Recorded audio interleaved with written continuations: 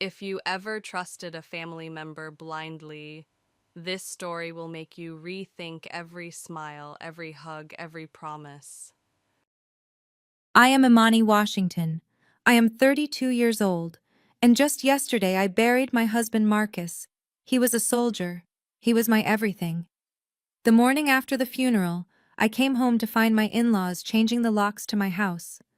My father-in-law Jeremiah looked at me, his eyes as cold as the November rain soaking my black dress. Blood family only Imani. Your time here is over. I just stood there watching them pile my life into wet cardboard boxes on the lawn. They waited for me to break. They waited for me to beg. But they do not know who Marcus married. I looked Jeremiah straight in the eye and said, "You forgot one thing." Before I tell you what I did next, and how I took back everything they tried to steal, let me know where you are watching from in the comments below.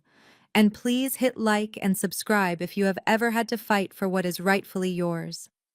They thought I was just the grieving widow. They forgot I was a queen. The rain was relentless. It felt like the sky itself was weeping with me, washing the last of the fake sympathy from the funeral off the pavement. I was exhausted.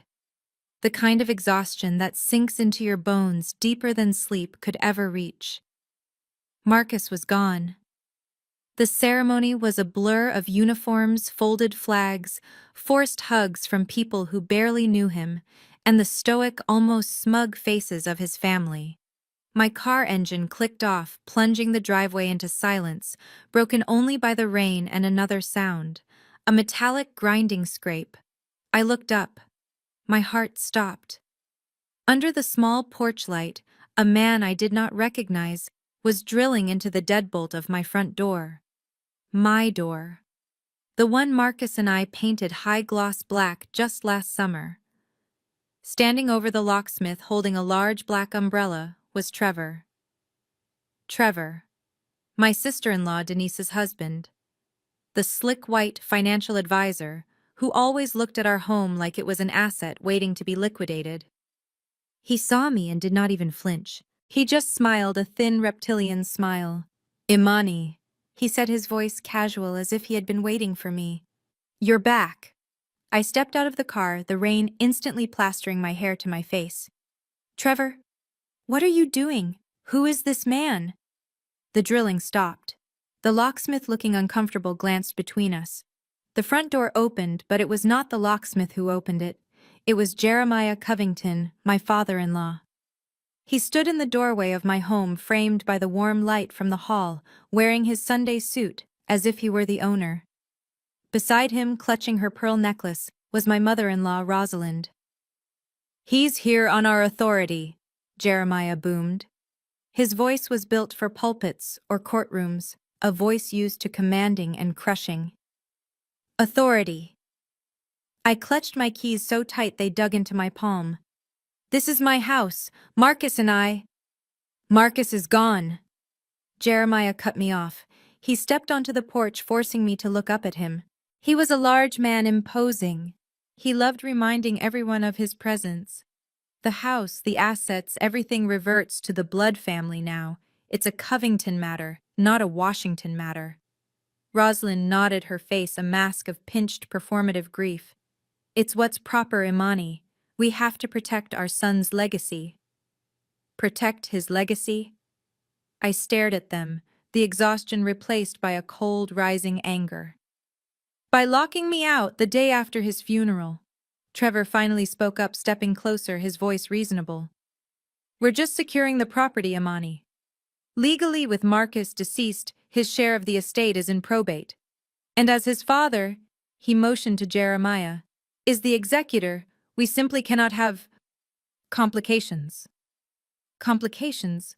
I repeated, my voice flat. "You mean me?" Jeremiah stepped past the locksmith right into my personal space, the smell of his expensive spicy cologne mixed with the rain. "I will say it plainly so you understand. Blood family only. Your time here is over." That was the moment. The line was drawn. "My things," I said, my voice shaking, but not from sorrow. It was rage. "Where are my things?" We've been very efficient, Rosalind said, stepping out onto the porch. She avoided my eyes, looking instead at the lawn near the curb. I followed her gaze. There by the street, soaking in the downpour, were 3 large cardboard boxes. My laptop bag was sitting on top, its main zipper half open. You put my things outside? Well, we could not just leave them inside, dear, Rosalind said as if explaining something to a child. We need to begin the inventory for the estate immediately. Then Denise, my sister-in-law, appeared in the doorway. She was wearing my favorite silk robe, the one Marcus bought me on our anniversary in Atlanta. She was carrying the last box. "Oh, you're here," she said, her voice dripping with fake surprise. She looked me up and down, taking in my soaked funeral dress. "You look terrible." She walked to the edge of the porch and held the box out. "Almost forgot this one." She did not hand it to me. She did not set it down. She turned it over and dumped the contents onto the wet grass, my toiletries, my notebooks, and landing face down in a puddle of mud. Our wedding photo. The large silver-framed picture from our mantelpiece. I could not move. I just stared at Marcus's smiling face, now obscured by mud. "Denise!" I finally screamed the name, tearing from my throat. "What?" She snapped back, dropping the empty box. "It's just stuff. Trevor says none of this is legally yours anyway. Your marriage contract is void now that my brother is dead. You are not family. You are just the widow." Trevor put a comforting hand on his wife's shoulder, the picture of the supportive white husband integrating into the strong black family structure. "She's right, Imani. The legal standing is clear. As the widow of a marriage that produced no children, your claim is tenuous at best. We're just getting ahead of the paperwork." "Tenuous?" I whispered. I looked at the broken frame. I looked at the new gleaming brass deadbolt sitting on the porch rail, ready to replace me. They all stared at me. Jeremiah, Rosalind, Denise, Trevor. The 4 horsemen of my personal apocalypse. They were waiting. Waiting for the wailing. Waiting for me to fall to my knees in the mud and beg them for shelter, for scraps from my own table. They saw a 32-year-old woman broken alone and in their minds penniless. Jeremiah gave a sigh of performative patience. "Go, Imani. Go to a friend's house. We will call you if we find anything else that is, personally, yours." I stood still. The rain felt cold, but my blood felt hot. I lifted my chin. I looked past Denise in my robe, past Trevor, with his fake legal papers, and I focused directly on the patriarch. I looked him straight in the eye. "You forgot one thing," I said. My voice was no longer shaking. It was steel. Jeremiah frowned. "Forgot what?" "The car. The car is leased in my name. You forgot that too." "No," I said. I pulled my phone from my coat pocket. The screen lit up my face. "You forgot that I am the one who calls 911. Trevor's smug smile faltered. "What you're calling the cops? We're family." "No," I said, my thumb hovering over the call button. "You just made that perfectly clear. You are intruders, and I am reporting a break-in and trespassing at my property." Jeremiah's face darkened with rage. "You would dare," he hissed, taking a step toward me. "Do it, Imani," Denise taunted, crossing her arms, still wearing my robe. "Call them. Tell them how you're trespassing on Covington property. See who they believe." Trevor put a warning hand on Jeremiah's arm. Now let's not escalate this. Imani, you're upset. You're grieving. You don't know what you're saying." "I know exactly what I'm saying," I replied, my thumb pressing the green call icon. I put the phone to my ear. "Yes, I need to report a break-in in progress at 427 Juniper Rise. There are 4 individuals, one of whom has hired a locksmith attempting to illegally lock me out of my home." Rosalind gasped, clutching her pearls. "She actually did it! Jeremiah, she called the police on family." Within minutes, the blue and red lights cut through the gray rain.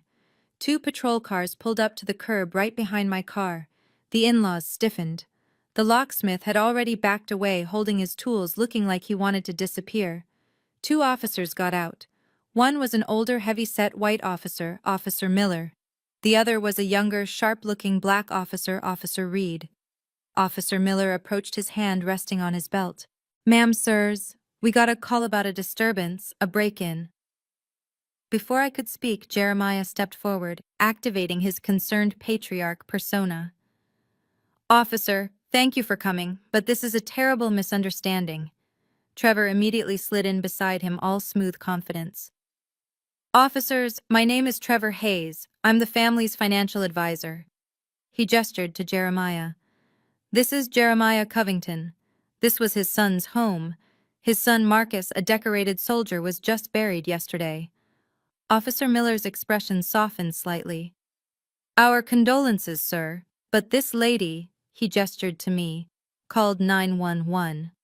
"She did," Trevor said, his voice full of feigned sympathy. "This is Amani Marcus's widow. She is, as you can imagine, not herself, completely distraught. We came over this morning simply to secure the property. We are protecting my father-in-law's assets." I stood tall, refusing to let them paint me as hysterical. "Officer," I said, my voice clear and cutting through the rain. "My name is Amani Washington. This is my home. These people," I pointed directly at them, "are my in-laws. They have thrown my belongings on the lawn and hired this man to change the locks, to lock me out the day after my husband's funeral." Officer Reed, the black officer, looked at the wet boxes on the lawn. He looked at the wedding photo face down in the mud. Then he looked back at Trevor and Jeremiah. "Sir," Officer Reed said to Jeremiah, "is what she's saying true? Are you attempting to lock this woman out of her residence?" "It's not her residence, officer," Jeremiah boomed. "It's Covington family property. My son is dead. I am the executor. She has no legal right to be here. We are the ones who are trespassing. She is." Trevor nodded quickly. "It's a probate matter, officer, purely civil. We are just trying to prevent her from damaging or taking things that belong to the estate. We're trying to handle this delicately, but she became emotional and called you." Officer Miller sighed, his shoulders slumping. He clearly wanted this messy domestic call to be over. "Sir, do you have any proof of what you're saying? That this is your property and not hers?" "Absolutely, officer," Trevor said. He was prepared. He unzipped a sleek black leather briefcase I had only ever seen him carry to so-called investment meetings. He protected it from the rain with his umbrella as he pulled out a plastic-sleeved folder. "I have the preliminary estate documents right here and a copy of the original deed." He handed a laminated sheet to Officer Miller. "You will see the property was originally secured by Jeremiah Covington, and his son Marcus was added to the title later as a co-borrower, not a co-owner. With Marcus's passing, sole ownership reverts to the primary signatory." "Jeremiah, it's standard procedure." Officer Miller took the paper, shining his flashlight on it, wiping rain from the plastic. He squinted at the text. I tried to see it from where I stood. It looked terrifyingly official. It had signatures. It had what looked like a county seal. My heart hammered against my ribs. What was this? Marcus and I signed so many papers at closing. Could this be true? "Well, ma'am," Officer Miller said, handing the paper back to Trevor. He turned to me and his tone was no longer neutral. It was impatient. "This looks pretty clear-cut. This document, which appears to be a legal deed, lists Mr. Jeremiah Covington as the primary owner. It seems you might be the one trespassing, not them." "That is impossible," I said, my voice rising in panic. "That's a lie. Marcus and I bought this house together with a VA loan. You lived here, Amani," Jeremiah interjected, his voice dripping with that false, deep church patience, "because my son was generous. Now I am being generous by allowing you to leave without further embarrassment. We are the victims here." "Ma'am," Officer Miller said, taking a firm step toward me, placing himself between me and the porch. "This is a civil matter. But this document here," he tapped his notebook, "is compelling. I cannot let you stay here and harass these people. They're grieving." You need to collect your boxes and find somewhere else to go for the night. You can take this to court on Monday if you disagree. Somewhere else to go, I looked at their faces. Denise was smirking, enjoying the show. Rosalind looked relieved, her Christian duty of pretending to care about me finally officially over. Trevor just watched me, his eyes cold and assessing, waiting for me to shatter. My mind was racing. How did he have that paper? A fake deed. Was that even possible? I looked at Trevor's smug, satisfied face, the face of a man who had just won. And then, as clearly as if he were standing right next to me in the rain, I heard Marcus's voice. It was from a memory just 6 months ago. We were in the kitchen late one night. Marcus was looking over some investment papers Trevor had tried to get him to sign for his father's company. Marcus had laughed, but it was a cold laugh. "Babe," he said, holding the paper up to the light. "Never trust Trevor, especially with paper. The man forged his own college transcripts to get Denise to date him. He'd sell his own mother for $1, and he'd bring a fake receipt to prove it." He'd bring a fake receipt. I snapped back to the present. My breathing, which had been fast and shallow, suddenly slowed down. The paper Trevor showed was a lie. A good lie. A well-prepared lie. But a lie. This was not a misunderstanding. This was not a family squabble over grief. This was a planned execution. They had been waiting for this. "Ma'am," Officer Miller prompted again, his voice sharp now. "Did you hear me? You need to leave the premises, now, or I'll have to escort you." I was cornered. The law in the form of Officer Miller was siding with the calm white man in the suit holding the official-looking paper. My family-in-law was a wall of hate disguised as mourning. I was just the hysterical black widow locked out in the rain with muddy boxes for comfort. They all thought I was beaten. They all thought I had nothing. I looked past Miller's dismissive face. I looked past Trevor's victory. I looked directly at Officer Reed, the black officer who had been standing back silent, just watching me. He was watching me intently, his face unreadable. This was their move. Now it was mine. I took a deep breath, the cold rain feeling sharp in my lungs. Officer Miller had dismissed me. He was a wall. But Officer Reed, he was still watching. He had not said a word, but his eyes were taking in everything: the mud on the wedding photo, Denise's smirk, Trevor's expensive briefcase. They all thought I was beaten. I turned past Officer Miller's impatient glare and locked eyes with Officer Reed. "Officer Reed," I said, my voice steady and clear. "I understand this is a civil matter, but it is also a matter of fraud." Trevor stiffened. Officer Miller started to say, "Ma'am, I already told you." I did not look at Miller. I kept my focus on Reed. "That man," I pointed directly at Trevor, "is Trevor Hayes, the family financial advisor. Before you take his official document as fact, I suggest you run his name, Trevor Hayes. "This is slander." Trevor snapped, his voice suddenly an octave higher. "It's irrelevant." "I don't think it is," I said to Reed. "Run his name for outstanding warrants. Specifically, I suggest you check the state of Georgia. Ask your dispatch if he has any open investigations regarding investment fraud and forgery." The color drained from Trevor's face. It was not a subtle change. It was a sudden, sickly pale. His confident posture faltered. Denise stopped smirking and looked at her husband, her eyes wide with confusion. "Trevor, what is she talking about?" Trevor just licked his lips, his eyes darting to Officer Miller, his shield. "She's hysterical. This is a pathetic attempt to distract you." "Is it?" I said to Officer Reed. "That paper," I pointed to the document in Miller's hand, "is a forgery, just like his credentials." I held up my phone, the screen bright against the dark, rainy evening. "This, however, is the truth. It's my email archive from our closing attorney 2 years ago. I have the executed digital copy of our closing documents right here." Officer Reed stepped forward, taking the phone from my hand. Officer Miller reluctantly moved to look over his shoulder. "Officer, please open the file labeled Washington Closing Final," I instructed. "You will see it's a loan from the Department of Veterans Affairs, a VA loan." You will see both names on that loan, Marcus Washington and Imani Washington. And if you scroll to page 4, you will see the title application.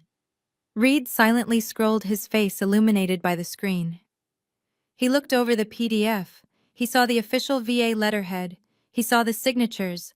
He saw the date. I looked at Jeremiah, whose face had gone from smug to stone. I looked at Trevor, who was now visibly sweating in the cold rain. My name, I said, my voice echoing in the sudden silence, is on the title. My name is on the loan. We both signed. This is our home, not his. Officer Reed handed the phone back to me. His expression was grim. He looked at Officer Miller, who just shook his head, clearly frustrated by the situation. All right, Officer Miller said loudly, stepping into the middle of the porch. We are done here. We have conflicting documents. We cannot determine ownership. He pointed a thick finger at the locksmith. You, pack up your tools. You are not changing this lock tonight. He then turned to Jeremiah and Trevor. Sirs, you cannot remove this woman from the premises. You will have to leave. Leave? Rosalind shrieked. This is our son's home. And ma'am, Miller said, looking at me, we cannot arrest them for trespassing on what they believe is their property. This is a civil dispute. You all need to get lawyers and go to court. The locksmith, looking relieved, quickly packed his kit and hurried to his van. Jeremiah stood shaking, his face turning a dark shade of red. He had been beaten. He had been humiliated in front of the police. He glared at me, his eyes promising revenge. Fine. He spat, his voice low and dangerous. You think you're clever, Imani. You won this little trick. He pulled Rosalind and Denise toward his car. But we'll see you at the lawyer's office tomorrow. We'll see you for the reading of the will. And when that will is read, I will own this house, and you will walk away with nothing. The house was quiet. Too quiet. For 3 days since the police left, I had been living in a fortress of silence. I secured the locks myself. I sat in Marcus's favorite chair, wrapped in his army-issue blanket, just breathing. The threat of the will reading hung in the air, but Jeremiah had not made a move. I knew they were planning something. I just did not know what. I was at my laptop, trying to force myself to work, trying to find footing in the wreckage of my life. My company, IM Logistics, was my secret, my project with Marcus. It needed my attention. As I was reviewing a shipping manifest, an email alert popped up. It was from Atlanta Federal Trust, our mortgage lender. The subject line was 2 words, final notice. My blood turned to ice. I clicked it open. The text was blunt, devoid of any sympathy. Dear Ms. Washington, following a review of your account status and the unfortunate passing of the primary loan holder, a significant change in your financial profile has been identified. Atlanta Federal Trust is hereby exercising the acceleration clause in your mortgage agreement. The full outstanding balance of $247,000 is due immediately. Failure to remit payment in full within 48 hours will result in immediate foreclosure proceedings. 48 hours, full balance. This was impossible. I grabbed my phone, my hands shaking so badly I could barely unlock it.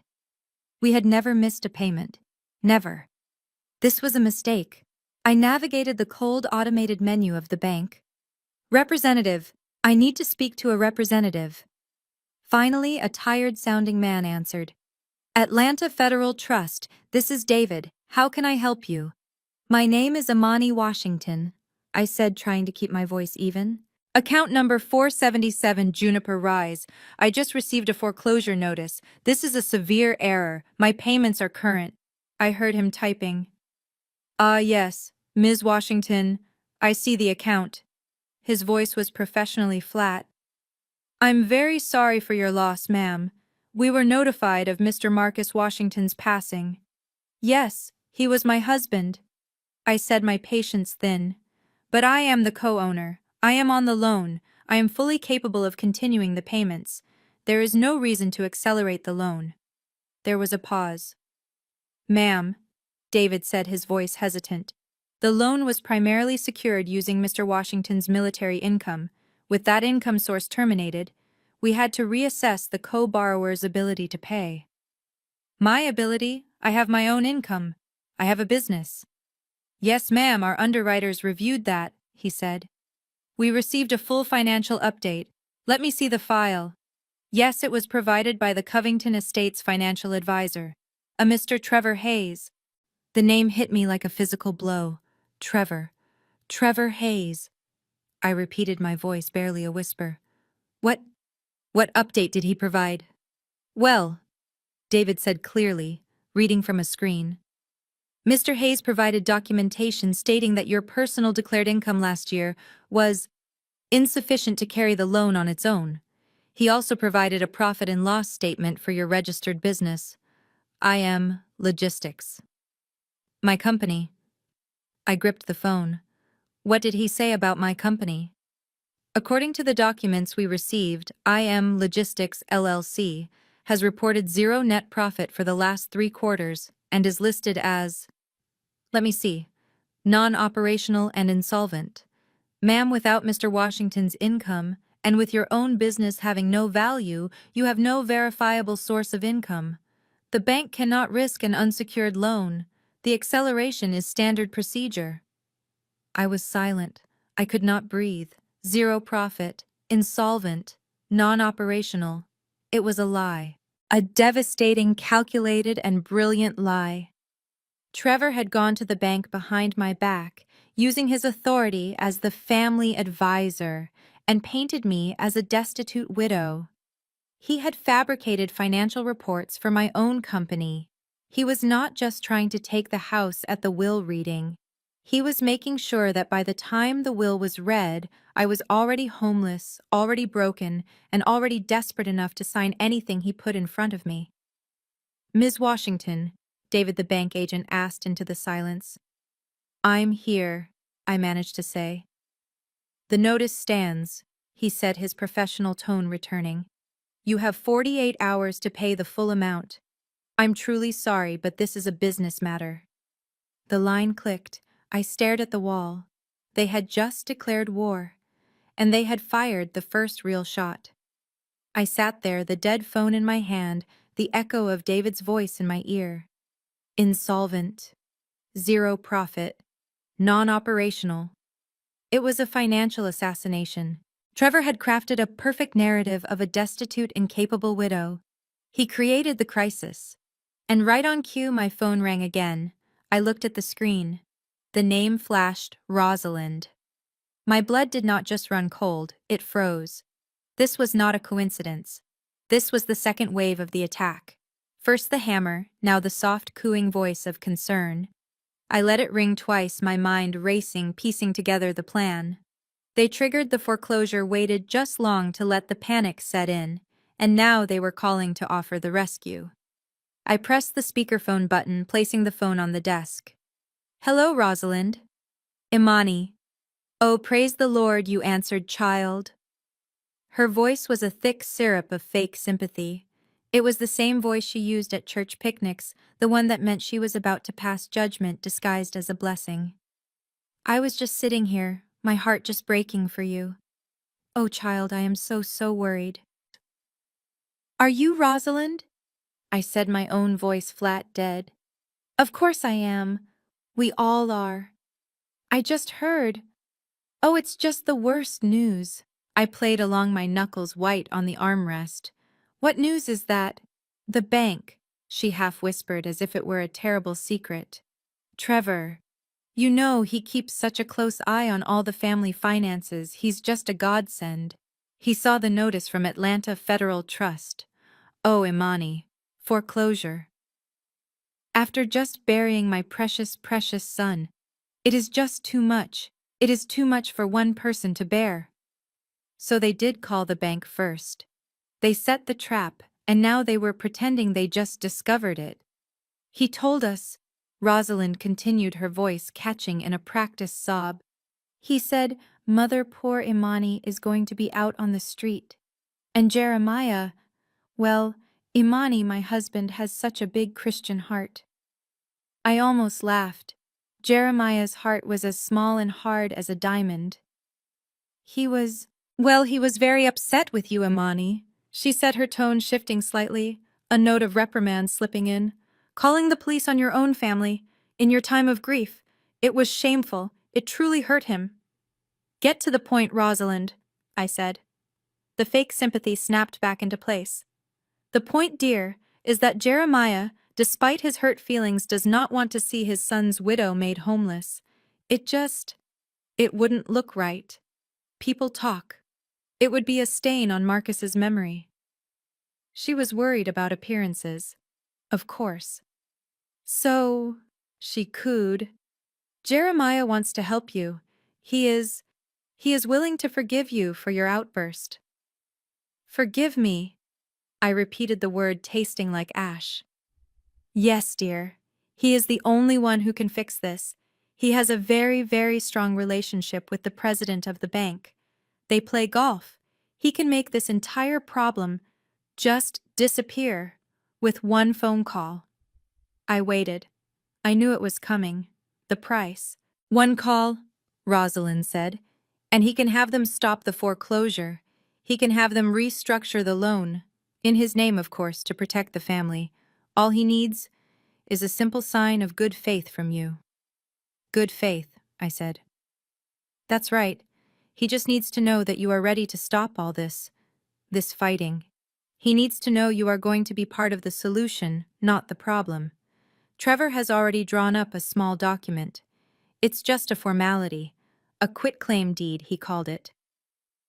A quitclaim deed. The legal paper that would sign away any and all rights I had to the house, transferring it completely to Jeremiah. It's just a little piece of paper, Imani, she purred. You sign it, giving the estate full control. Once Jeremiah has that, he has the legal standing to make the call to the bank on your behalf. He will save the house. It's what Marcus would have wanted. And what happens to me? I asked. Well, he is a generous man. He would of course let you stay for a little while, until you get back on your feet. You'd have a roof over your head, all thanks to his generosity. Isn't that wonderful? Trevor can be over in an hour with the papers. He says you must sign it tonight, before the bank's 48-hour deadline is up, you see. The trap was fully sprung. They were trying to panic me into homelessness, then offering me salvation in exchange for my signature. He is saving you, Imani, she finished. All you have to do is say yes. I stared at the speakerphone. Rosalind's saccharine voice hung in the air. All you have to do is say yes, Imani. He is saving you. Saving me. The word echoed in my mind. It was the same word Marcus used, but he meant something entirely different. My mind flashed back to 3 months ago. It was late past midnight. Marcus had just come home from a long, bitter argument at his father's office. He found me working at the kitchen table. He looked tired, older than his 33 years. He sat down across from me and slid a small black USB drive across the wood. Babe, I need you to hold on to this, he said, his voice low. It's everything. All the books, all the contracts, all the loan agreements for Covington Logistics. I copied it all. Marcus, why? I had asked, confused. This is his company. He met my eyes and his were filled with a deep sadness. Because he's running it into the ground, Imani. He's running it wrong. He's using new contracts to pay off old debts. It's a house of cards. He's drowning. He pushed the drive closer to me. You're a logistics strategist. You'll know what you're looking at. Just keep it safe for me. Keep it safe, just in case. Just in case. I snapped back to the present. Rosalind was still on the line, breathing softly, waiting for my grateful answer.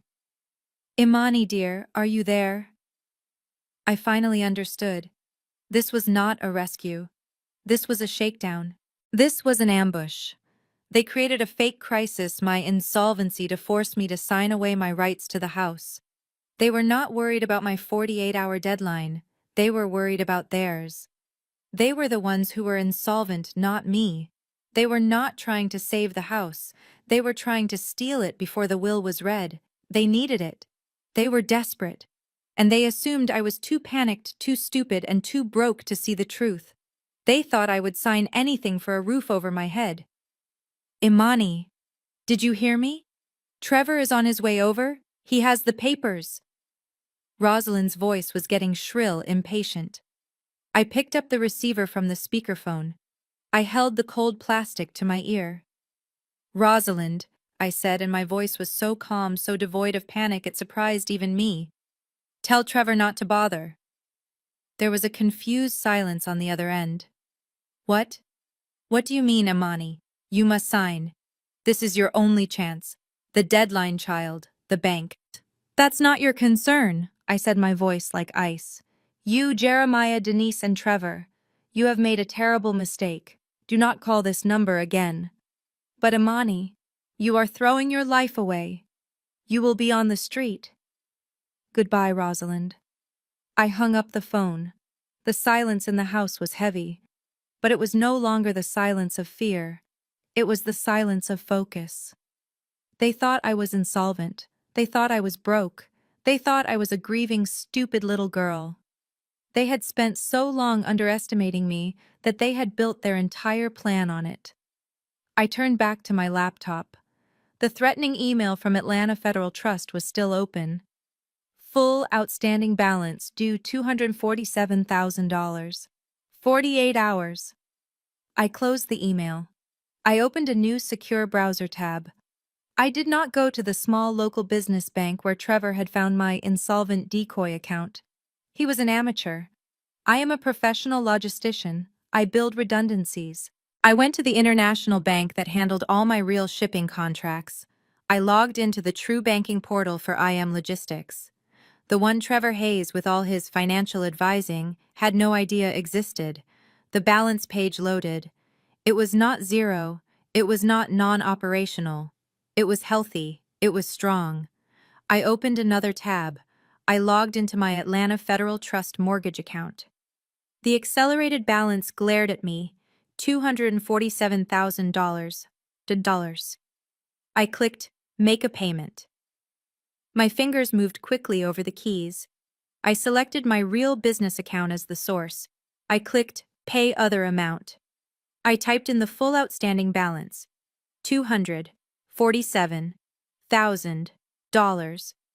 A confirmation box appeared. "Are you sure you want to pay this amount in full?" They wanted my house. They wanted to take the last thing Marcus and I built together. They wanted to use his memory to leverage me, to break me, to throw me out with the trash. I looked at the screen. "You will be on the street." Rosalind's shrill voice echoed in my head. I pressed Confirm Payment. The screen buffered for 1 second, 2 seconds, and then new words appeared in bright green letters. "Thank you. Your payment has been processed. Your loan balance is $0. I closed the laptop. They had just wasted their biggest bullet, and now they had no idea I was bulletproof. My phone buzzed on the desk. It was an email notification. I opened it. The sender was Atlanta Federal Trust. The subject line was Mortgage Account Update. I opened it. "Dear Ms. Washington, we are pleased to confirm receipt of your payment in the full amount of $247,000. Your mortgage loan has been paid in full. The lien on your property will be released and the deed will be mailed to you. Thank you for your business." Paid in full. I owned it. It was mine. I leaned back in the chair and looked at a photo of Marcus and me on the desk. He was smiling, his arm wrapped around me at a baseball game. "They thought they could scare me, Marcus," I whispered to the picture. "They thought I was weak. They don't know who you married. I'm ready for them." As I said it, another email chimed. My stomach tightened. This one was new. It was from a sender I did not recognize. Patterson, Crowe, and Liddell, attorneys at law. The subject was Official Notice Reading of the Last Will and Testament of Marcus T. Washington. My eyes scanned the body of the text. "You are hereby summoned to our offices. Tomorrow morning, November 14th at 10 o'clock sharp." The trap had failed. So tomorrow they would try the execution. The law office of Patterson, Crowe, and Liddell was exactly what you would expect. Dark wood leather-bound books that looked like they had never been opened, and an air of expensive, suffocating silence. The conference room smelled faintly of old paper and lemon polish. I sat alone at one end of the long, polished mahogany table, At the other end, the Covingtons sat together as a united front. Jeremiah at the head of the table looked like a king holding court, tapping his thick fingers on the wood. Rosalind sat beside him, dabbing at dry eyes with a lace handkerchief, and beside her were Denise and Trevor, whispering to each other. They had not spoken a word to me since I arrived. They just watched me, their eyes filled with a mixture of pity and disdain. They still thought their plan had worked. They thought I was arriving from a house that was no longer mine. They thought I was here to be officially executed. The lawyer, a stern-looking man named Patterson, had not yet entered. We were just waiting. Denise leaned in toward her mother, her voice a stage whisper designed to carry across the table. "Look at her," Denise said, not even trying to be quiet. "Still pretending she belongs here, sitting there in her little funeral suit. It's just pathetic." Rosalind shushed her, but not with any real force. "Denise, honey, be charitable. She's distraught." "She's about to be broke," Trevor chimed in loud enough for me to hear.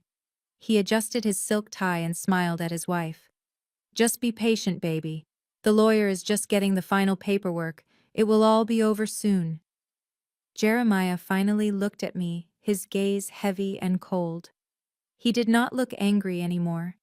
He just looked satisfied. He looked like a man who had already won the war and was just waiting for the official surrender. "Imani," he said, his deep voice filling the room, "I hope you have made arrangements for your next steps. I know this must be difficult, but business is business, and family is family. The law will make it clear which is which." He was enjoying this. The arrogance was rolling off him in waves. He thought I was defeated. He thought I was coming here hat in hand to find out I had absolutely nothing left. He had no idea I had already paid off the house. He had no idea I was the only one in the room sitting on solid ground. They thought they were watching a lamb walk to the slaughter. They had no idea they were locked in a room with a lion. The heavy oak door of the conference room opened, and the lawyer, Mr. Patterson, entered. He was a tall, thin man who looked like he was made of dry paper and old leather. He carried a single blue folder, which he placed on the center of the massive table. He did not apologize for being late. He simply sat. "Good morning," he said, his voice a dry monotone that matched his appearance. "We are here today for the reading of the last will and testament of Mr. Marcus T. Washington. I was Mr. Washington's personal attorney. I will be brief, as I am sure this is a difficult time for everyone." He put on a pair of gold-rimmed reading glasses and opened the folder. The sound of the paper sliding out seemed to echo in the tense silence. Jeremiah leaned forward, his hands clasped. Trevor had a pen and notepad ready, as if he were about to take minutes at a board meeting. Patterson cleared his throat. "I, Marcus T. Washington." He began to read, "Being of sound mind and body, do hereby declare this to be my last will and testament, revoking any and all former wills and codicils." Patterson paused, looking over his glasses at the group. "I will skip the standard legal formalities and move to the appointments and bequests." He looked back down at the page. "First, I appoint as the executor of my estate my father Jeremiah Covington." A sharp, satisfied nod from Jeremiah. Trevor reached over and patted his father-in-law's shoulder. This was step one. "As to my personal effects," Patterson continued, "to my sister Denise Hayes, I leave my collection of classic jazz records in the hope that she finally learns to appreciate something with soul." Denise's face tightened. It was a clear insult from Marcus, a jab from the grave, but she quickly smoothed her expression, knowing the real prize was yet to come. "To my mother, Rosalind Covington, I leave my personal photo albums that she may remember my face." Rosalind pressed the handkerchief to her dry eyes. "Oh, my sweet, sweet boy. He was so thoughtful." Patterson turned the page. "And now to the residue of the estate." This was it. This was the moment the entire room was waiting for. Trevor stopped fiddling with his pen. Jeremiah sat perfectly still. As to all the rest residue and remainder of my estate, Patterson read, his voice clear and unwavering. Real, personal, and mixed, of whatsoever kind and wheresoever situated, of which I may die seized or possessed, or to which I may be in any way entitled at the time of my death. He paused, taking a slow breath. I give devise, and bequeath entirely, solely, and absolutely, to my beloved father, Jeremiah Covington. The words landed on the table like a judge's gavel. Silence. Rosalind let out a long, shuddering sigh. It was not a sigh of grief. It was a sigh of pure, profound financial relief. Denise's hand flew to her mouth, but she could not hide the ecstatic, venomous smile in her eyes. She grabbed Trevor's arm, her knuckles white. She looked straight at me, her gaze screaming, "You lose. You lose everything." Trevor himself let his professional mask slip. A wide, smug grin spread across his face. He leaned back in his chair, crossing his arms. His scheme had worked. The fake financials at the bank, the pressure, the forged deed. It did not even matter now. The will, the ultimate legal document, had given them everything. And Jeremiah, my father-in-law. He closed his eyes slowly as if in prayer. When he opened them, they were fixed on me. He was the king. He had just inherited the entire kingdom. He did not smile. He did not need to. His victory was absolute and total. He believed he now owned my house, the one he thought was in foreclosure. He believed he now owned all of Marcus's assets. He believed I was at this exact second officially homeless and penniless. It is a heavy burden, Jeremiah said, his voice thick with false humility, but his eyes gleaming with triumph. A heavy burden, but one I will bear for my son. I will protect his legacy. You can all be assured the estate is in good, strong hands. They were all looking at me. They were waiting for me to break, to scream, to cry, to protest. I just sat there. I did not move. I did not speak. I just waited. Because Patterson, the lawyer, had just read the first document, but I could see still inside the blue folder a second, thinner stack of papers he had not yet touched. Jeremiah leaned back, a deep, satisfied sigh escaping him. He looked at me, his eyes full of a cold, final pity. "Well," he announced to the room, not just to me. "That seems to be that.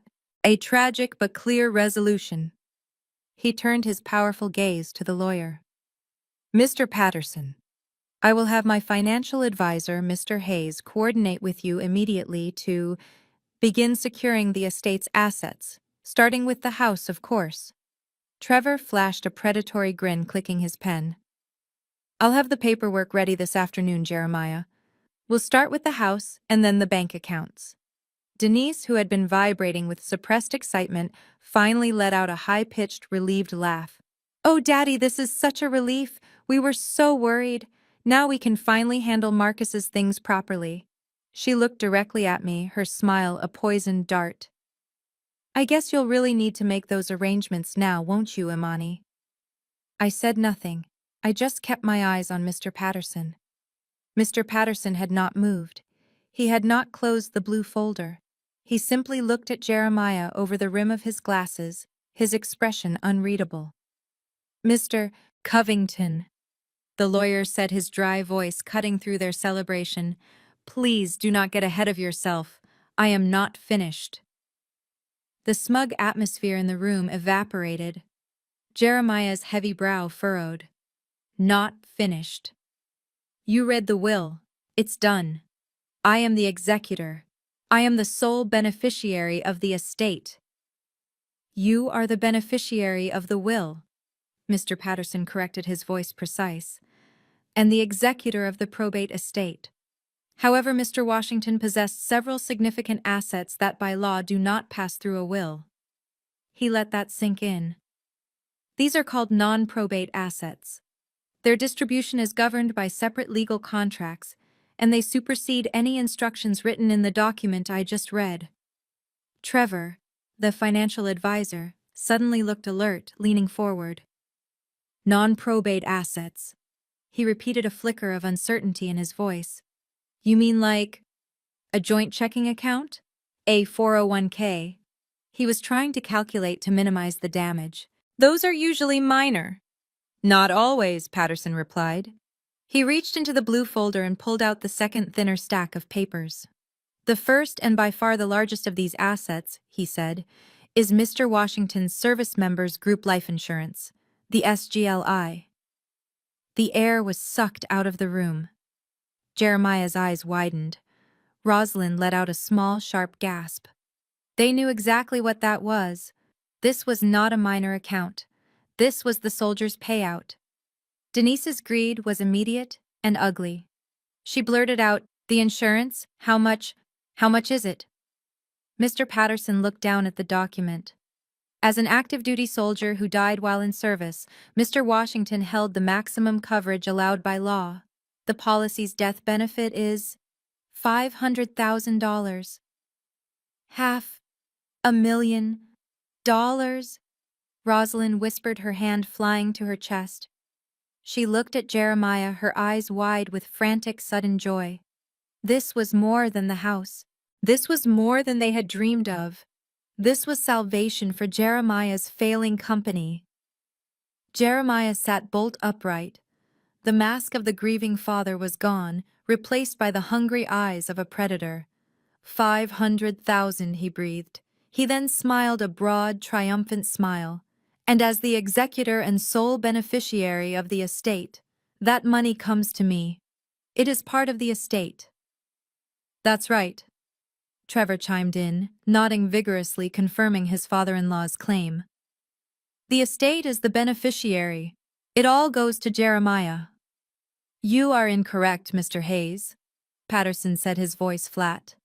You are completely and totally wrong. Trevor's smile vanished. What? The SGLI is a federal policy governed by federal law, not Georgia state probate law, Patterson explained like he was teaching a child. The proceeds are paid directly to the beneficiary named on the policy's designation form. The will has zero jurisdiction over this money. It does not go to the estate. It does not go to the executor. It goes only to the person or persons whose name is on that form. A terrible, cold silence fell. Jeremiah's face went stiff. And who is that beneficiary? He must have named me. His father. I am his blood. Or me, Rosalind added, her voice shaky. His mother. Mr. Patterson looked down at the official SLI designation form in his hand. I have a certified copy of the designation form right here. It was filed with the Department of Defense 3 months ago, just before his final deployment. He paused. He let the tension stretch until it was thin enough to snap. He looked up past the Covingtons, and his gaze landed on me. The sole 100% primary beneficiary, designated by Marcus T. Washington, is his wife, Mrs. Imani Washington. The explosion was immediate. No! Rosalind shrieked, her voice cracking. No! That is a lie! He wouldn't… Denise's face turned a mottled, ugly red. $500,000, she screamed, standing up so fast her chair almost fell over. To her! That lying gold digger. The will said, Daddy gets everything. She tricked him. Trevor was pale, his expert facade crumbling. That's impossible. A designation. 3 months ago, she must have forced him, coerced him. This is manipulation. We will contest this. Jeremiah did not yell. He was worse. He just stared at me, his eyes burning with a hatred so pure it was terrifying. He saw $500,000, his money, his company's lifeline, vanish from his hand and fly across the table into mine. He pointed a thick, shaking finger at me. You did this. You poisoned my son against his own blood. That money is ours. I did not say a word. I did not need to. I simply looked at Mr. Patterson. He nodded once, slid the SGLI confirmation paper out of the folder, and pushed it across the long, polished mahogany table. It stopped perfectly right in front of me. I placed my hand on it. Mine. Trevor's face was ashen. He had been so sure of his legal footing, so confident in his forged papers. "No!" he yelled, his voice cracking. "No. The house. The house. The insurance is one thing, but the will. The will you just read gave all real estate, all property to Jeremiah. The house is ours." He stabbed a finger at me. "She can take that blood money, but she is not getting the house. We saw the deed. Jeremiah is the primary owner." "Mr. Patterson." The lawyer looked at Trevor with a profound, weary disappointment. He did not seem angry. He just seemed tired of the man's loud, ignorant greed. "Mr. Hayes," Patterson said, his voice cutting through the room with the sharpness of glass, "I must ask you to stop trying to practice law. You are once again completely and fatally wrong." "What are you talking about?" Jeremiah growled, his voice low and dangerous. He was leaning so far forward, his knuckles were white on the table. "I am talking about the second non-probate asset," Patterson said. "The house. The home on 427 Juniper Rise. That property Mr. Covington also does not pass through the will." Trevor just shook his head, sputtering. "That's not possible. A house. It's the definition of a probate asset. It's real property." "It is," Patterson agreed, "but the title is the supreme document, not the will. The will you just heard." He tapped the old document, was signed by Marcus Washington on May 10, 2015. That was before he was married. He then reached into the blue folder and pulled out the last final single sheet of paper. "This," he said, holding it up, "is the official deed for the property filed with Fulton County Records Office 2 years ago, just 1 week after Mr. and Mrs. Washington were married. Marcus and Imani filed a new deed." He slid the paper onto the table.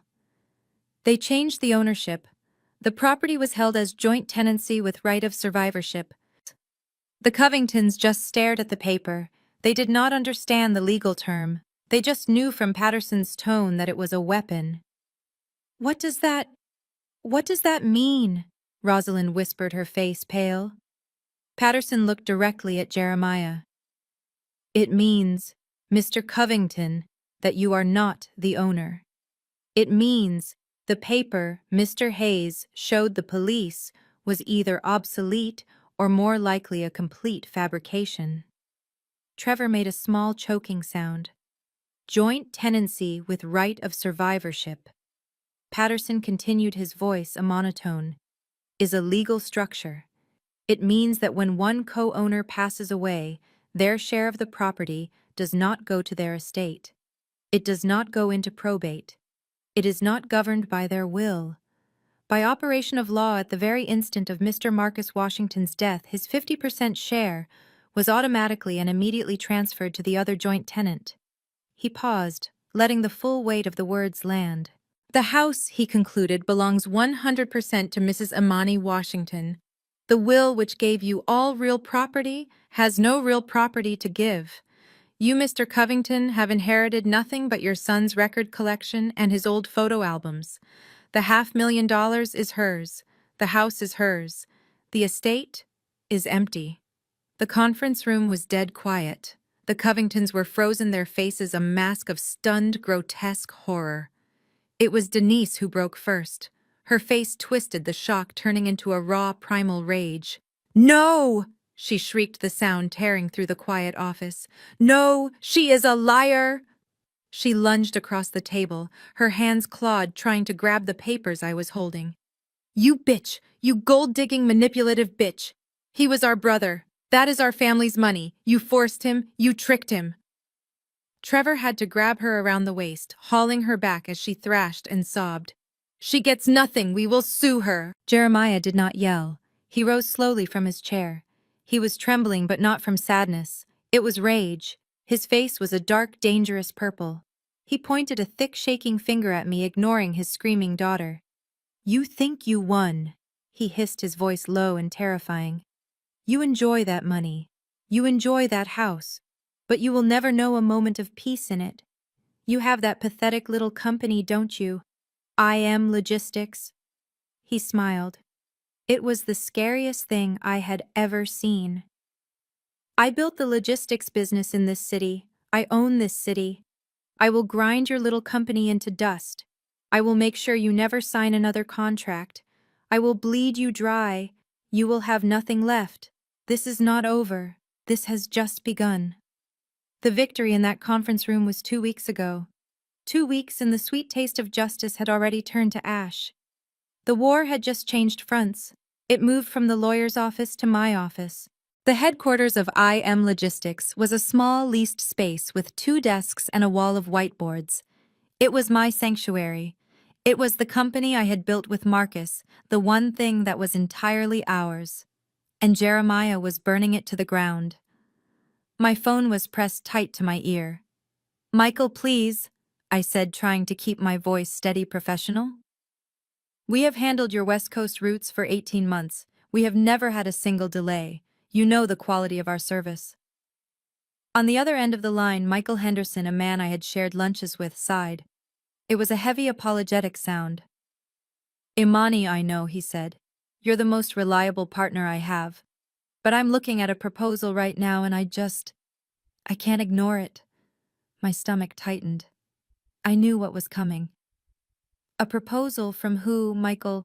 Jeremiah Covington. He called me himself this morning. He's offering to take your entire contract, all the routes, for 30% less than your current rate. 30%, Imani. I'm running a business. My board would have my head if I didn't take that deal. I'm sorry, I have to terminate our agreement. The line clicked. He was gone. I stared at the phone. 30%. It was an impossible number. There was no profit at that rate. It was a guaranteed loss. Before I could even mark the contract as lost on my whiteboard, my email chimed. An email from Atlanta Canning. Subject: termination of agreement. I opened it. The words blurred together. "Dear Ms. Washington, we have been offered a more competitive rate by Covington Logistics. 30% reduction, effective immediately." Ding. Another email. A local brewery. Ding. A small paper supplier I had fought for months to sign. It was a flood. One after another, my clients were being poached with the same suicidal offer. 30%. This was not business. Not. This was not competition. This was a war of attrition. Jeremiah was not trying to win clients. He was trying to kill mine. He was taking on massive guaranteed losses on every contract he stole from me. He was deliberately bleeding his own company dry just on the chance that it would bleed me dry faster. He was using his 30 years of reputation in Atlanta, calling in every favor, painting me as the enemy. He was telling them I was unreliable, that I was a cheat who stole her dead husband's money. He was poisoning the well and paying them to drink from it. I looked at my financial projections for the next quarter. 2 weeks ago, this board was full of green projected profit numbers. Now it was a sea of red slashes. 80% of my active contracts? Gone. I had the $500,000 from the SGLI, yes. But that was my life insurance. That was the money Marcus died to give me. It was for my future, for my safety. It was not meant to be a war chest to fight his father's insane, suicidal, scorched earth campaign. Jeremiah knew I was a small startup. He was betting that IM Logistics as a business could not survive on zero income. He was trying to force me to burn my insurance money to stay afloat. He was strangling me. His voice from that conference room echoed in the empty office. "I will grind your little company into dust. I will bleed you dry." He was. He was making good on his promise. He was willing to destroy his own company just to take me down with him. And as I stared at the hemorrhaging numbers, I realized it was working. The phones had finally stopped ringing. There was no one left to cancel. The silence in my small office was heavy, broken only by the sound of my own breathing. I was staring at the whiteboard, at the sea of red ink where my projected income used to be. 80% of my business gone in 2 weeks. Jeremiah was doing it. He was bleeding me dry. The front door of my office suite chimed, then swung open. I looked up startled. My assistant was working from home processing the last of the termination notices. It was Denise and Trevor. They did not knock. They just walked in as if they owned the place. Denise, in a new fur-trimmed coat, looked around my small, functional office with an expression of profound disgust. "My God," she said, her voice dripping with scorn. "It's even sadder than I imagined. Is this what you and Marcus were so proud of, this closet?" Trevor, carrying his sleek leather briefcase, just smiled. He walked past me straight to my whiteboard. He tapped the red ink with a polished fingernail. "Tut, tut," he said like he was talking to a child.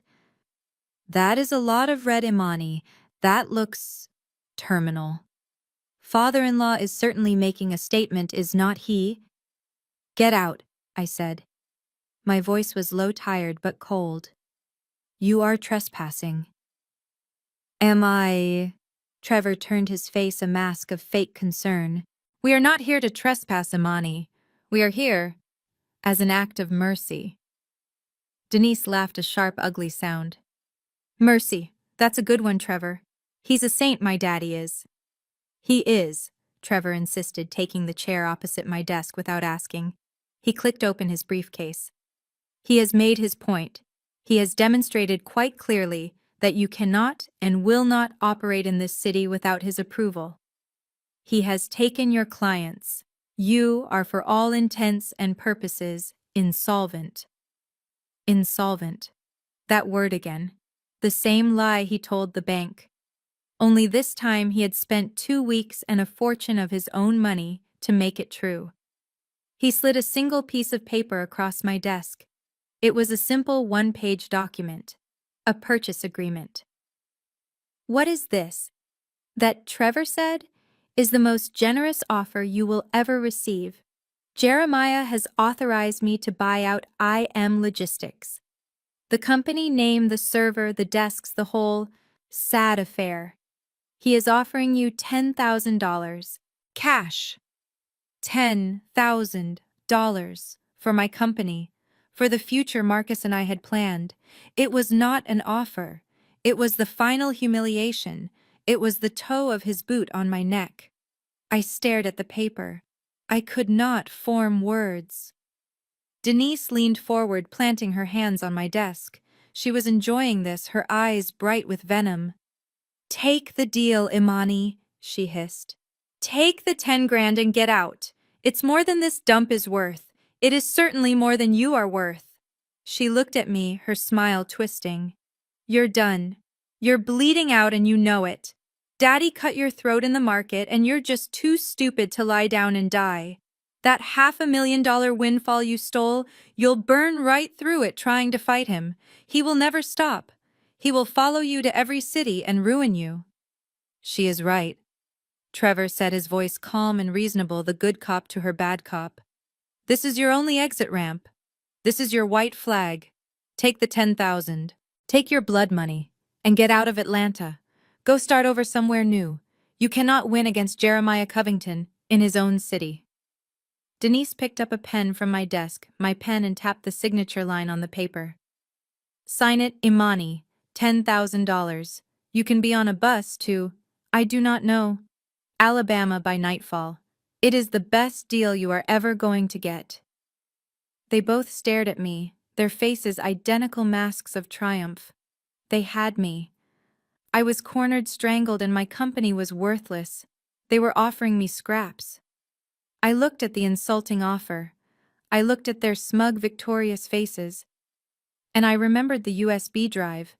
I remembered what Marcus had said. "He's running it into the ground, Imani. It's a house of cards." I stared at the $10,000 insult on my desk. I stared at Denise's smug, hateful face. I stared at Trevor, the picture of a corporate executioner. "Sign it, Imani," Denise urged again, tapping the paper. "Lie down and die." "You're bleeding out," Trevor said, his voice soft. "He's bleeding you dry." Bleeding, 30%. A war of attrition. My mind flashed not to the insults but to a fact. A cold, hard spreadsheet. It was 3 months ago. The kitchen table, the black USB drive Marcus had given me, was plugged into my laptop. I was scrolling through the real books for Covington Logistics. I was a strategist. I saw patterns. I saw what Jeremiah, an old-school bully, could not. Marcus. I had whispered, my blood running cold as I looked at the numbers. This is so much worse than you said. He had looked up from his coffee, his face grim. I told you. No, I said, pointing at the screen. He's not just in debt, he is floating. He's using the down payment from the Atlanta canning contract to pay the fuel invoices for the regional brewery. He's paying his old driver salaries with the money from the paper supplier. He is not just in debt. This is a Ponzi scheme. It's a pyramid. Marcus had nodded, his eyes sad. It's a house of cards, he said. One strong wind and the whole thing comes down. I snapped back to my office. To Trevor. To Denise. And in that instant I saw the entire picture. The fog of war cleared. Jeremiah was not strong. He was terrified. That 30% discount was not a strategic attack. It was a desperate final suicidal gamble. He was not just bleeding. He was hemorrhaging. He was losing catastrophic amounts of money on every single client he stole from me. He was not strangling me. He was strangling himself. He was the one running out of time. He was the one who was truly insolvent. This $10,000 offer. It was not an insult. It was an SOS. He did not need my company. He needed the victory. He needed to be able to go to his bank, to his creditors, and say, "See, I won. I crushed my competitor. I'm still in control." They did not come here to watch me die. They came here to beg me to save their father. And as I looked at their two smug, idiotic faces, I realized they had no idea. They had just delivered the kill shot to their own family. I looked at the $10,000 offer. I looked at Denise's hateful sneer. I looked at Trevor's smug, reptilian smile. They were so sure, so absolutely certain they had won. And a sound escaped me. It was not a sob. It was not a sigh of defeat. It was a laugh. A small, dry, cold laugh that was louder than any scream in the dead-silent office. Denise's sneer faltered. She looked at Trevor, confused. "What is so funny? Did you finally lose your mind?" "Funny," I said, shaking my head. I finally looked up from the insulting piece of paper and met Trevor's eyes. "Oh no, it's not funny, it's pathetic." I pushed the paper back across the desk. "You really have no idea what you're doing, do you? Either of you?" Trevor's smile tightened. "I know I'm offering you $10,000 for a company that as of this morning has 0 clients and 0 income. It's an act of charity." "You think this 30% discount is a power move?" I said, leaning forward. "You think Jeremiah is a king, bleeding me dry. You think he's strong." I stood up. I felt a strange calm settle over me, the calm of absolute certainty. "Your father-in-law isn't strong, Trevor. He's desperate. He's not bleeding me dry. He is hemorrhaging. He's been bankrupt on paper for 6 months. He's not attacking me. He's panicking." Trevor's face went stiff. "That is a ridiculous, slanderous lie. Covington Logistics is an empire."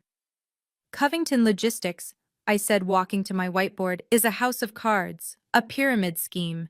He's been using new contract money to pay old fuel invoices for over a year. He is drowning in debt. And this suicidal 30% loss you're so proud of, it's not a strategy. It's the final desperate gasp of a dying man.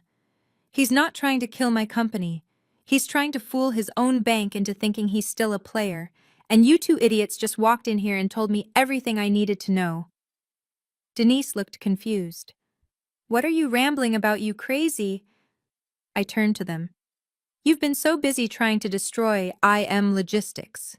You just assumed. You thought it was some cute, sentimental little startup, didn't you? Imani and Marcus? Something small, something you could crush." I picked up a black marker and walked back to my desk. "You are," I said to Trevor, "a terrible financial advisor. In all your due diligence, you never even bothered to find out what IM actually stands for." I leaned over the desk and wrote 2 words on the $10,000 offer paper right over the signature line. Ironclad Military. I pushed it back to him. It doesn't stand for Imani Marcus, I said, my voice cold and low. It stands for Ironclad Military Logistics. Trevor stared at the words. His blood-drained face told me he at least was starting to understand. Denise just looked blank. So what? It's a stupid name. It's not just a name, Denise, I said. It's a designation. It's a weapon. It means my company was never built to compete with your father for local brewery contracts. It was built for a league he can't even see. I turned to Trevor. His breathing had gotten shallow. For the last year while Marcus was still with us, we weren't just chasing local routes. We were getting certified. Ironclad Military Logistics is a fully certified, federally vetted, veteran-owned small business. Trevor made a small choking sound. He knew what that meant. That's right, Trevor, I said. A VOSB. It's a status that gives us preferential high-priority access to the most lucrative recession-proof contracts on the planet. Federal government contracts. The kind of contracts your father-in-law with his criminal bookkeeping and his collapsing pyramid scheme could never qualify for. The kind of contracts that don't care if Jeremiah Covington is bleeding himself dry in the Atlanta private sector. I walked back to my desk and turned my main 32-inch monitor around so it faced them. The screen was filled with an official document covered in seals. You've been so proud, I said softly, that Jeremiah stole 80% of my local clients. You've been celebrating. But those clients, they were just my cover. They were my small-scale practice. They were, in the end, disposable. I pointed to the document on the screen. It was an executed contract. The letterhead was the United States Department of Defense. While your father was busy losing catastrophic amounts of money to steal my $10,000 paper supply route, IM Logistics was finalizing this. A 5-year exclusive contract to manage all non-ordnance ground transport for Fort Benning and Fort Stewart. I let them read the final number at the bottom. It's an $8 million deal. The silence in the room was absolute. Denise's jaw was open, her face a pale, slack-jawed mask of disbelief. The fur on her coat seemed to tremble. Trevor was white, the color of chalk. He looked from the $8 million figure on the screen to my face and back to the screen. He wasn't a fighter. He was a parasite, and he had just realized in one horrifying moment that he had attached his entire future to a rotting corpse, while trying to kill the only healthy host in the room. 8, he whispered. 8 million.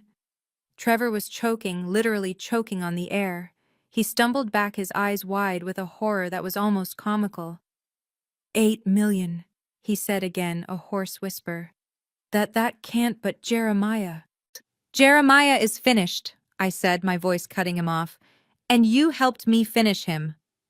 I looked at Denise, who was just staring, uncomprehending, at the number on the screen. You're lying.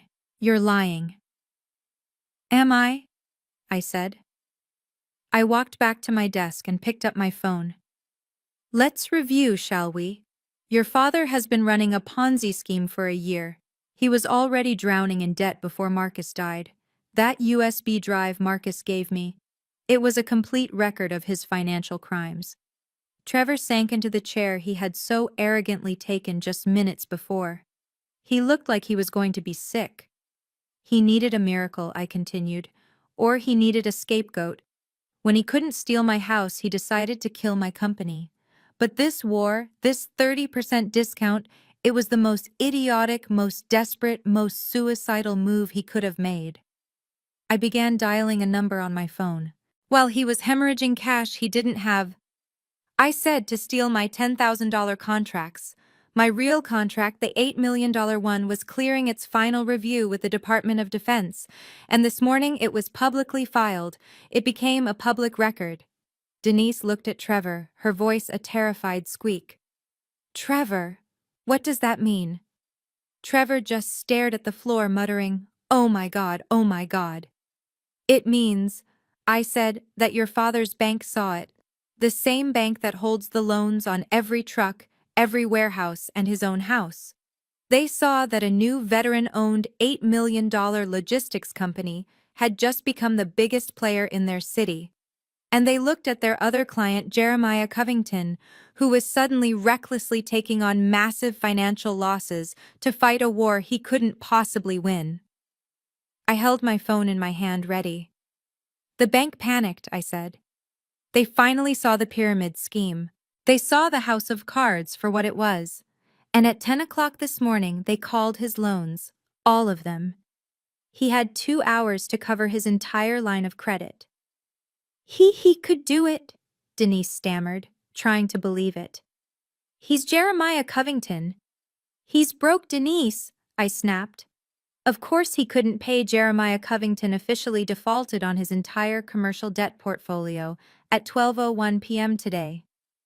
I looked down at the phone. You know, he's probably been waiting by the phone all afternoon. Waiting for your call, Trevor. Waiting for the good news that you bought my insolvent company for $10,000. He needs that one tiny win to try and convince some other fool to lend him money. Let's call him together, shall we? I pressed the speakerphone button. The line rang once, twice. Trevor! Jeremiah's voice exploded from the speaker, a desperate, angry bark. Where have you been? Did she sign it? Is it done?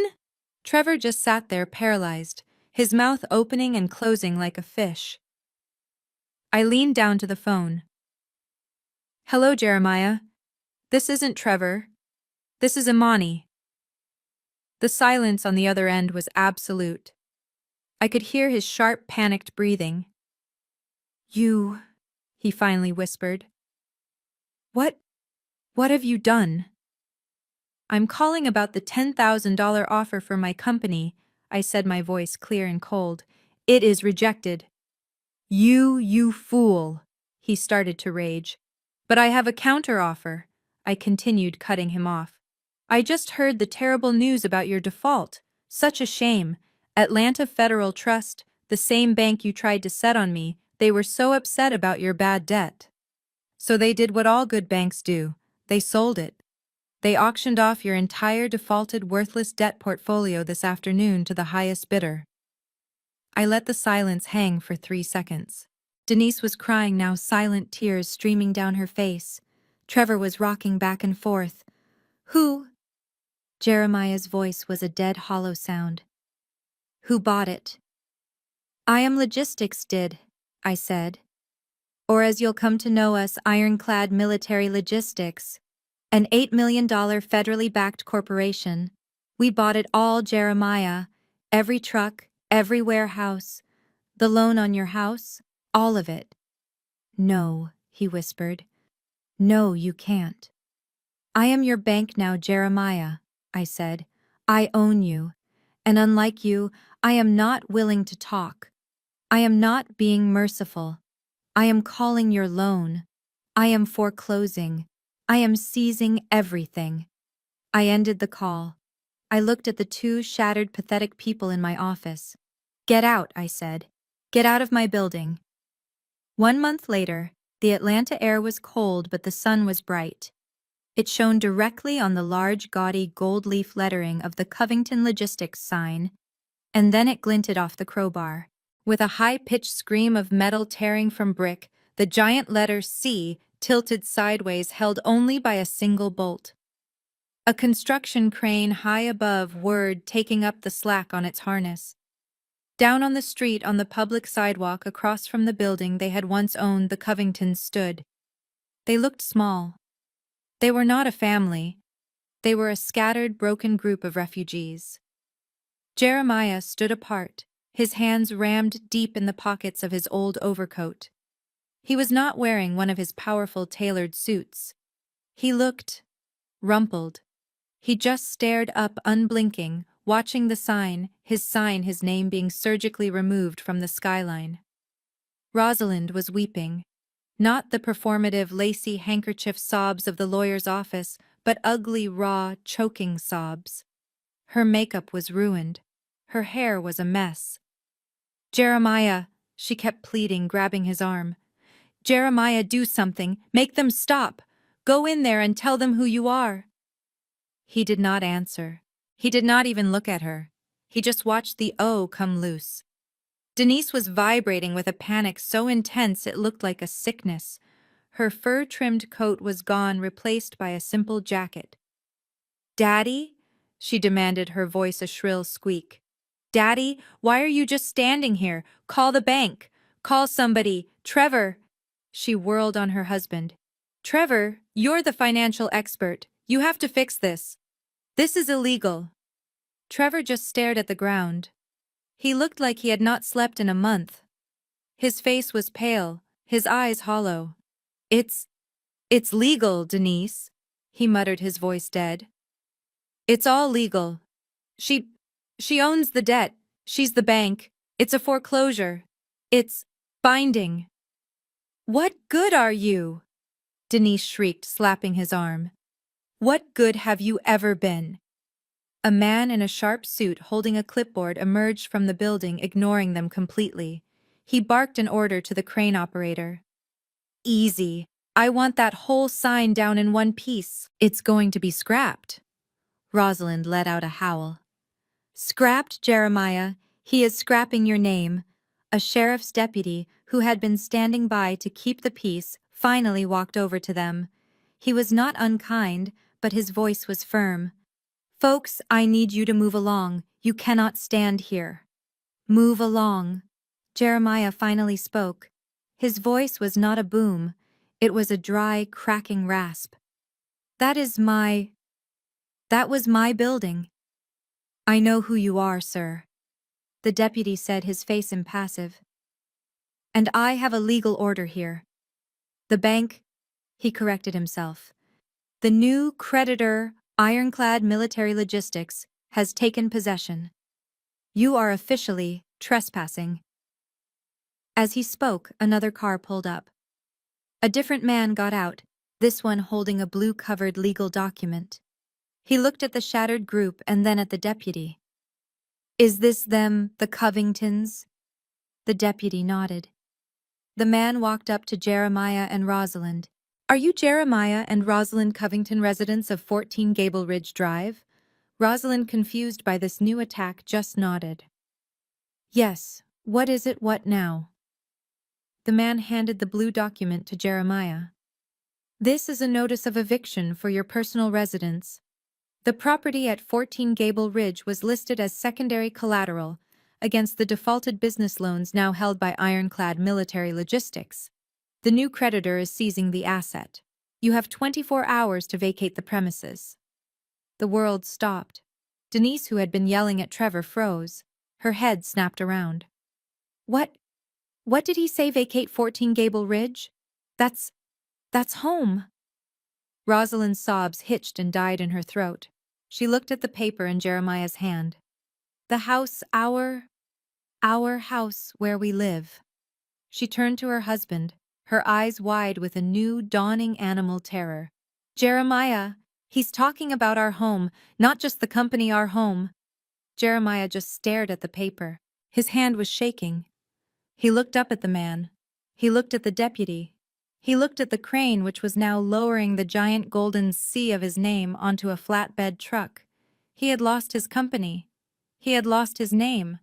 And now he had just lost his house. He finally understood. She had not just beaten him. She had erased him. "He's taking our home." Rosalind's scream was a thin, terrible sound, a sound of pure animal panic. "Jeremiah, that man is taking our home." Denise had finally turned on her husband. Her grief and shock had found a target. She lunged at Trevor, shoving him hard against the brick wall of the building. You useless, worthless fraud. You said we had her. You said you saw the deed. You said she was broke." I thought she was—" Trevor stammered, his arms up, trying to shield himself from his wife. "The papers. Stop right there, Mr. Hayes." The voice was new. It was not the deputy. It was not the process server. The voice was precise, cold, and dripping with authority. A black Mercedes sedan had pulled to the curb. Mr. Patterson, my lawyer, stepped out. He was not the neutral administrator of the will anymore. He was wearing his wartime suit. He was my lawyer, and he was here to finish the job. He adjusted his cuffs and walked past Rosalind and Jeremiah as if they were simply part of the landscape. He stopped directly in front of the trembling, cornered Trevor. "Mr. Trevor Hayes," Patterson said, his voice cutting through the noise. He opened his fine leather briefcase and pulled out a thick, bound document. A document much thicker than an eviction notice. He did not hand it to Trevor. He dropped it. It landed on the dirty sidewalk at Trevor's feet, with a heavy final thud. Trevor stared at it, too afraid to touch it. "What? What is that?" "That," Patterson said, "is a civil lawsuit for starters. My client, Mrs. Imani Washington and Ironclad Military Logistics are suing you for tortious interference, slander of business and commercial libel, specifically regarding the falsified profit and loss statements for IM Logistics that you provided to Atlanta Federal Trust." Denise stopped hitting her husband. Her head snapped toward the lawyer, her face a mask of confusion. "What, Trevor? What is he talking about?" "Oh, but that's the minor part." Patterson continued, his voice devoid of all emotion. "That document also contains a copy of the official criminal complaint we filed with the district attorney's office this morning, the one that includes a full sworn affidavit from the bank manager at Atlanta Federal Trust." Trevor stopped breathing. "Bank fraud, Mr. Hayes," Patterson stated. "Forgery. The willful creation and submission of falsified financial documents to a federally insured lender in an attempt to trigger a fraudulent foreclosure. It's a federal offense. You tried to frame my client as insolvent, but all you did in your arrogance was create a permanent legal paper trail of your own felony." Denise looked from the terrifying document on the ground to her husband's chalk-white, sweating face. Trevor, what did you do? What did he say? A felony?" Trevor said nothing.